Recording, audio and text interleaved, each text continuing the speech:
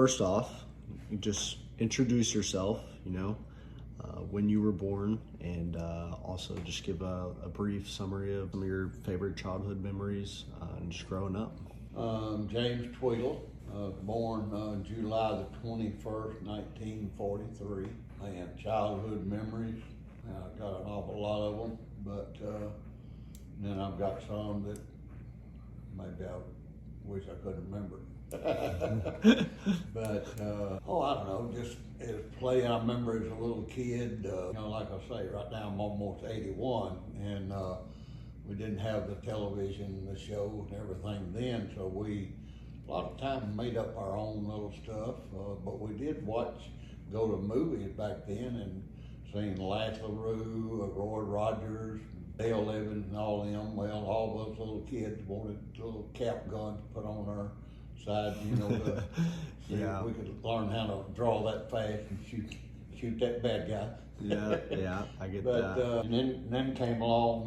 I forgot the name of it, but there was a TV series that would go to the show on a Saturday, and this guy had a rocket deal on his back, and I don't remember now how he did it to get it started, and he'd fly and he'd go around. Oh, yeah. Oh man! And then as kids, we just played outside all the time. A lot of the boys was like me, not into reading. I didn't care too much for reading. I missed out on that, but we just played outside. You couldn't hardly make me stay inside, Right. And then my mom, I don't know, when I was about 8 or 9, 10, somewhere in that neighborhood, I wanted to learn how to play a piano. Well, started doing that. After about 6 lessons, the teacher told my mom that you might as well quit paying me money, because he's not doing his lessons at home.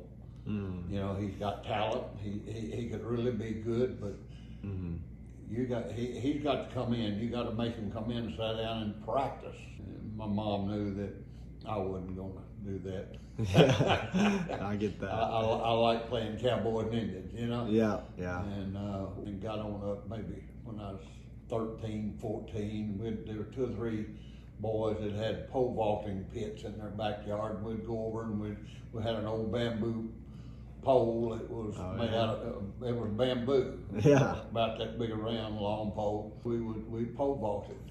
Wow. And we played football, that sort of thing. This is kids. We just did kid stuff. Stuff today is not like it was yesterday. Yeah, true. And in a way that's sad, I think. Yeah. Now, the kids today are probably a lot smarter than we were, but we still made it, Yeah. What were some of the greatest challenges you faced growing up, and how did you overcome them? Wow, that's a kind of bittersweet deal. I remember later on in life, when I was about somewhere in the neighborhood of 15, I practiced dancing at home. Oh, yeah? In my bedroom.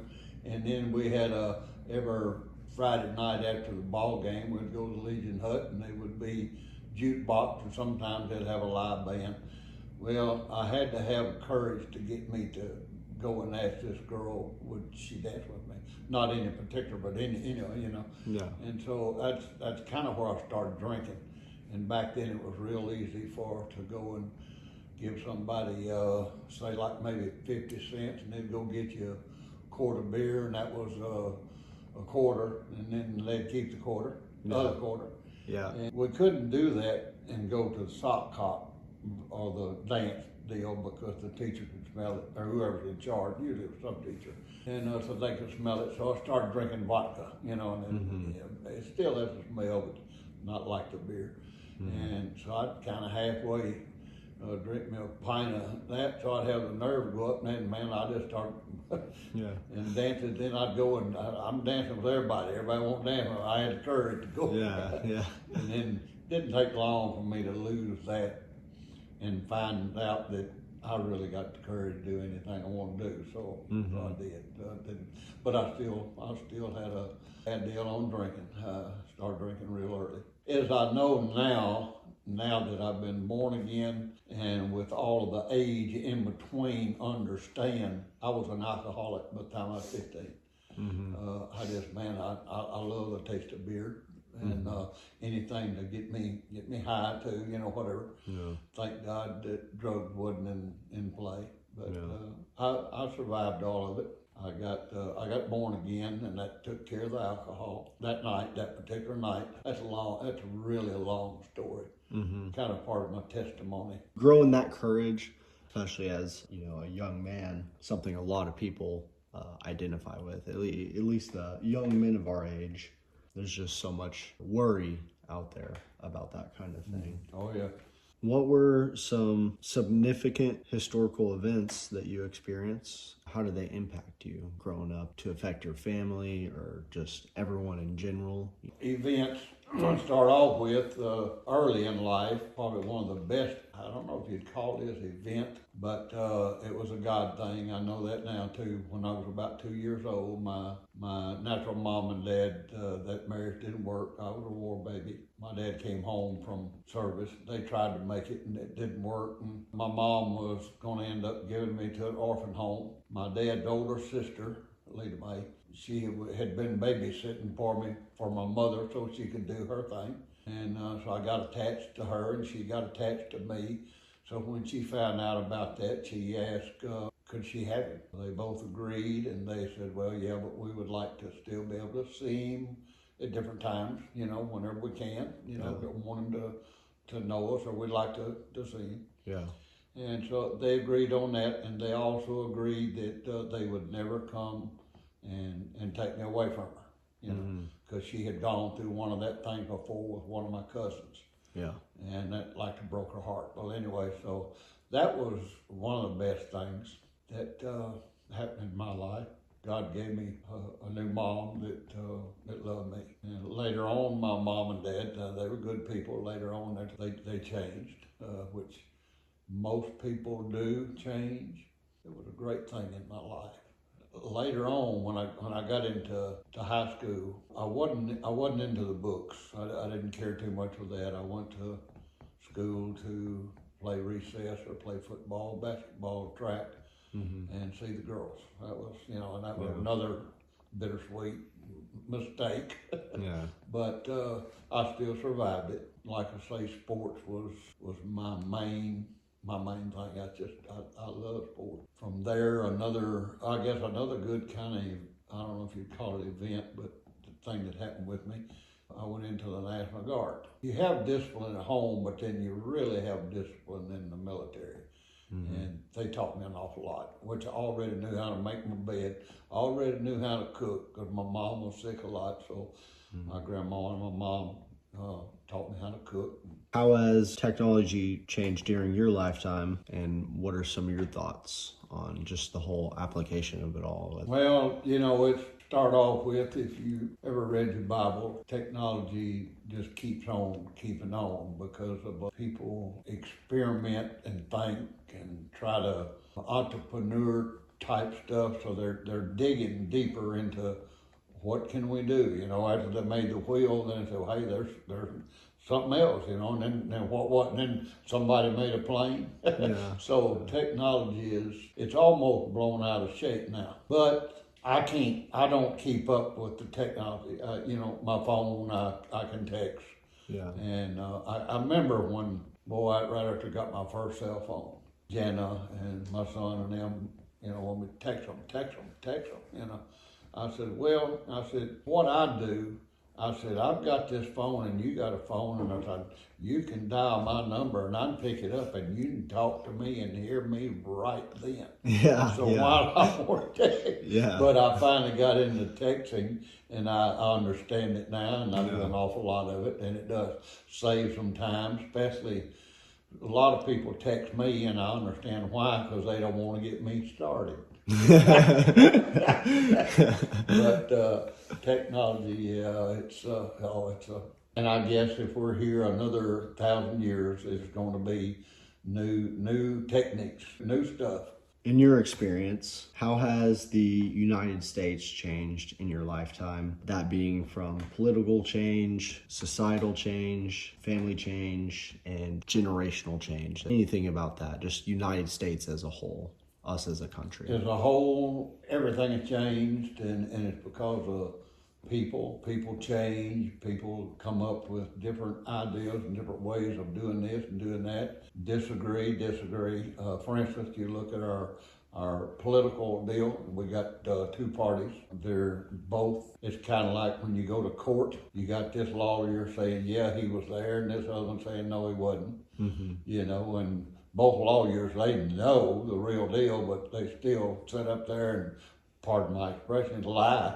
Yeah. You know, and say, oh man, my client, no, he wouldn't have done that, you know, whatever. Yeah. But, the world has changed because I think mainly greed, power. For instance, right now, and I can't, maybe by the time this gets out and enough people see it, might want to come and kill me. But, you know, we've got one party that's an anti-Christ party.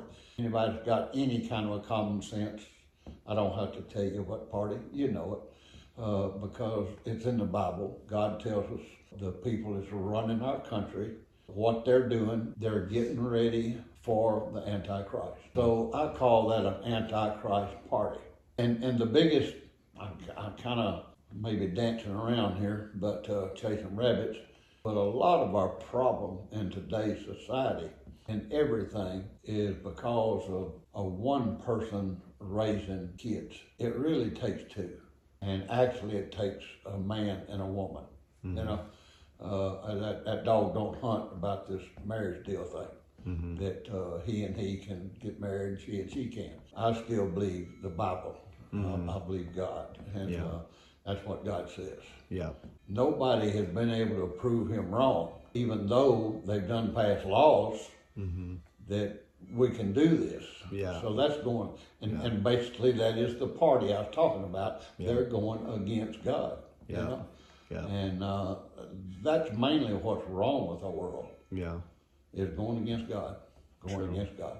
But if we discipline our children the right way, and who knows the right way, you know, you can read the Bible. The Bible tells you how to raise your kids. But we didn't raise ours right. We raised ours the best we thought we could. If I could go back, boy, I'd love to go back. My last child, Jenna, when she graduated, that's when I got born again. And that's when I realized that how bad our family life needed God.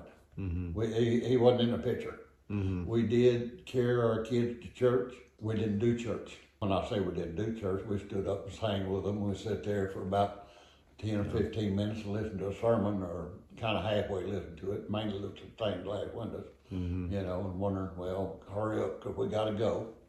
Yeah. But when I got born again, that totally changed. Because I was almost ready when my daughter graduated to quit going to church. I mean, why would I need to go anymore? Don't have any kids. Now then, I realized, hey, I need church. Yeah. I need church. Absolutely. And that got me started into wanting to learn, give me the yearn, the want to find out what God's word's all about.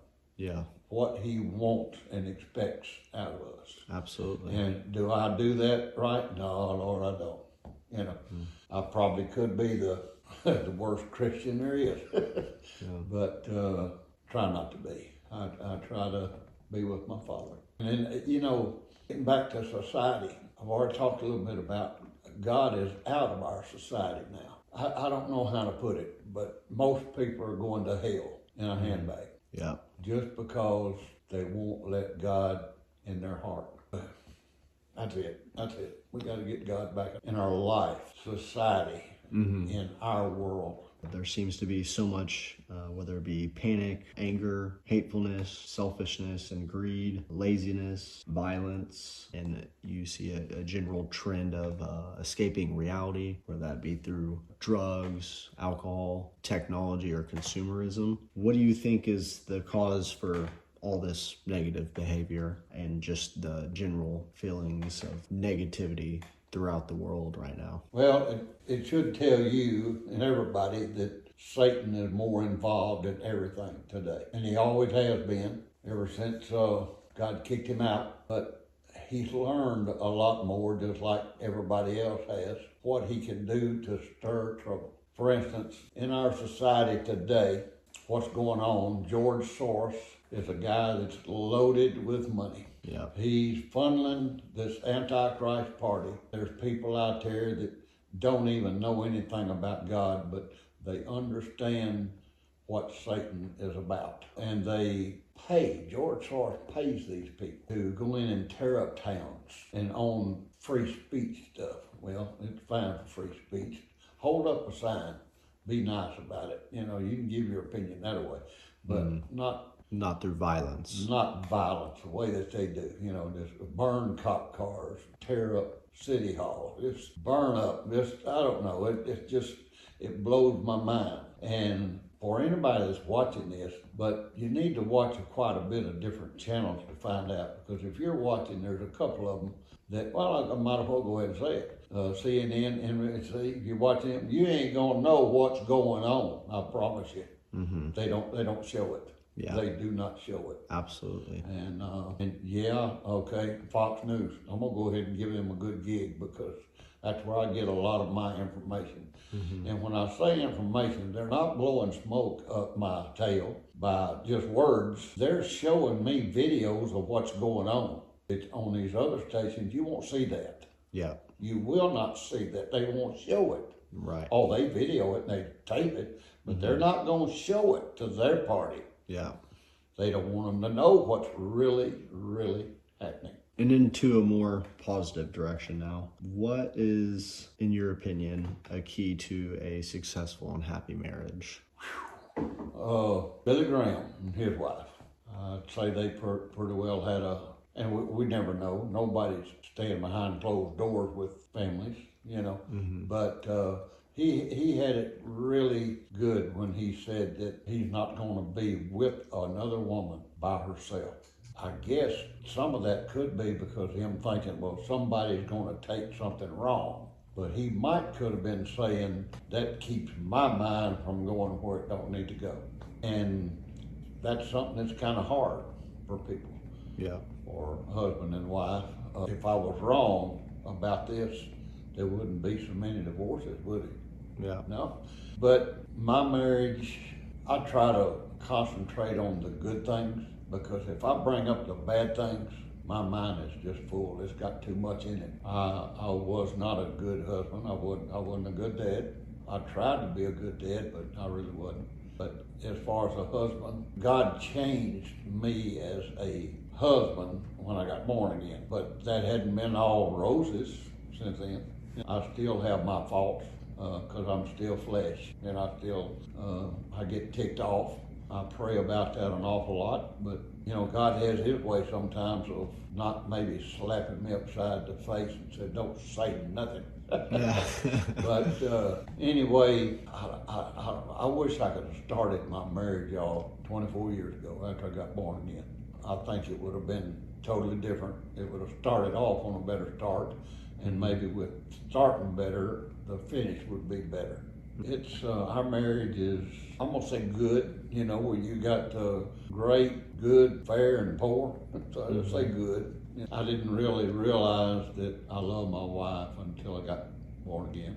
I didn't realize how much I love my kids until I got born again. Getting born again was letting God get into your heart, changes your outlook on life. For instance, right now I have a concern for all of my family of being in church like me, but hope they can get more out of it than I can get. Learn more about what God has to say. You read his word, and that way it gets embedded into your mind.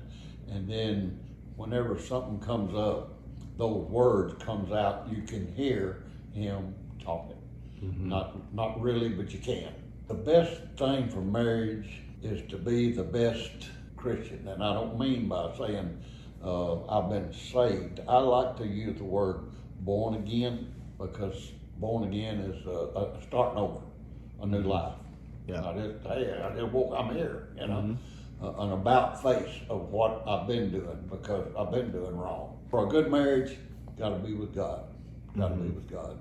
Absolutely. What advice can you offer specifically to the young men of this country or around the world? Well, start off with God's got to be the main help. But then still yet read, study, figure out what is the best way out of this deal or the best way into it. Don't get in a hurry. Seek God's advice. If you have a dream, don't get just haphazardly with it and just say, well, hey, that's what I'm gonna do. Jump in the car and go. Slow down. Slow down. Think about it. Look and see if I go this route, where am I going to end up? Or if I go this route, where am I going to end up? And there's always another route. Check that one out too. Main thing is don't get in a hurry. Depend on God's help. That's about all I'd say. What is the greatest wisdom and life lessons that you can offer into one idea? Just as like a final word of wisdom for everyone.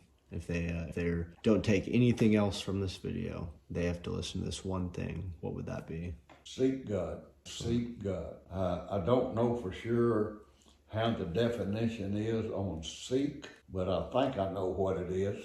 Yeah. Say you're on the floor here and you're crawling over there to that room right there, and somehow you get tired. Don't give up. Keep crawling. Mm-hmm. Keep going. Keep seeking. And that room over there, probably God's behind that door. Knock and the door will be open. Well, it's not necessarily an easy knock. Mm-hmm. Sometimes you might hadn't been walking with him and you're wanting something and you get in a hurry and knock on the door. I got to have that answer right now. That's not the way God works. You keep on seeking, and God, Jesus, if you read very much about him, he was lightly spoken most of the time. He didn't get angry, get ticked off. Mm-hmm. Not like me. I get angry quick. I wish I couldn't, which that didn't happen, but it does. I don't know a better way of just saying seek God. Because now that I'm going to throw this in, since this is the final thing, if you don't seek God, you're not going to find him. And if you don't find him, guess where you're going? I don't have a real pretty word for that. Yeah. You're going to hell. I don't know a better way to say it. And it's saying that's very sad. I think Jesus talked an awful lot about hell. Hell is and that's the heartache that I have right now, is for my kids and my grandkids to not go to hell. For instance, no matter what I sound like here, you don't know if I'm really born again or not. Words are deceiving sometimes. Depends on the fruit. I've heard this old deal, well, it's an apple tree, but there's pears hanging on it, You just gotta search. Gotta search. God's there. Matter of fact, he's waiting on you. Actually, 24/7. Anytime you want to talk to him, it's not a long distance call. I just thought of something. Here, about 3 or 4 or 5 days ago, they had something about the grid. You know what I'm talking about? Grid. I believe so. That interfered with automobiles driving and your telephone not working. That's a man-made thing, yeah. I think. Now, I think this happened with lightning, an awful lot of lightning. I'm not for sure what I'm talking about right here, but I'm gonna give you my opinion on what I think I'm talking about. Heard. Okay, now then, the grid affects, and I'm hearing a lot about it, of other countries coming in and doing a grid deal over the United States, so that we can't function. We just shut down. Yeah. Okay, if that can be man-made, and that can affect that much, that widespread. If you don't believe God's in your back pocket, and somebody's back pocket in China, somebody's back pocket in Germany, London, wherever it is, he's awesome. And he's there. He's there. People have got to find him. Or, I'm going to go back to the last part, you're going to hell. I don't mean it in a bad way, but yeah I do too, because it's going to be a bad way. But what I understand too about heaven and hell is whenever we die, we're going to heaven. When we get there, there's going to be no sorrow, no pain.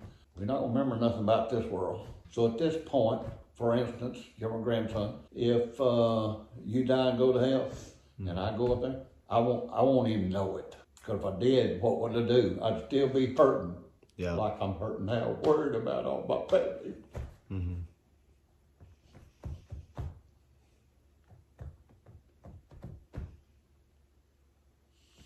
Seek God. That's it. That was everything. Thank you so much.